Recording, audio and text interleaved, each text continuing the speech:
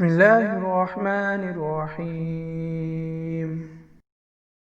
نبی کریم صلی اللہ علیہ وسلم نے فرمایا، اللہ سے ڈرو اور اپنی اولاد کے درمیان بھی انصاف سے کام لو۔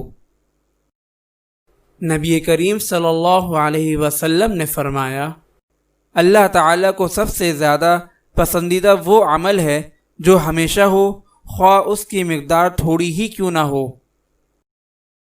نبی کریم صلی اللہ علیہ وسلم نے فرمایا، تمہارے گھروں میں اللہ تعالیٰ کو سب سے زیادہ پسندیدہ وہ گھر ہے جس میں ایک ایسا یتیم رہتا ہو جس کا خیال رکھا جاتا ہے۔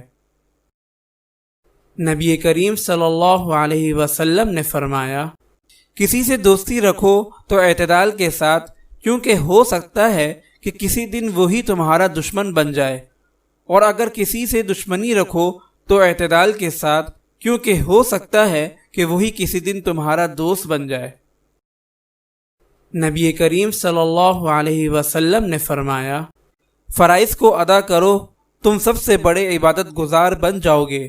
حرام کاموں سے دور رہو، تم سب سے بڑے متقی بن جاؤ گے، اور اللہ تعالیٰ کی تقسیم پر راضی رہو، تم سب سے بڑے مالدار بن جاؤ گے۔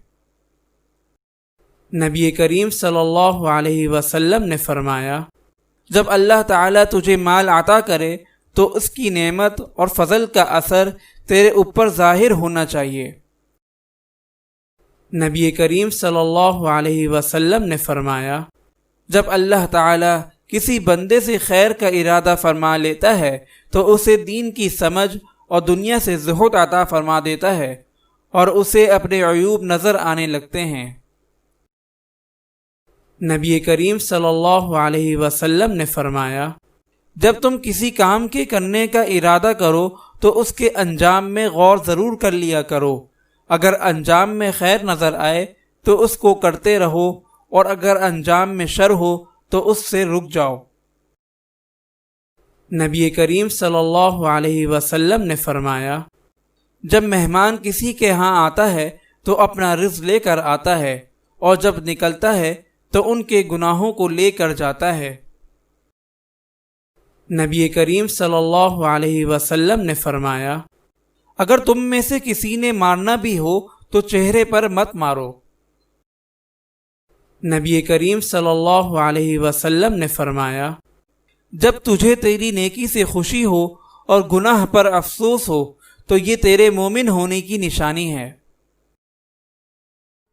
اگر آپ اس صدقہ جاریہ میں شامل ہونا چاہتے ہیں تو چینل کو سبسکرائب کریں اور لائک اور شیئر کرنا نہ بھولیں۔ جزاک اللہ خیرا۔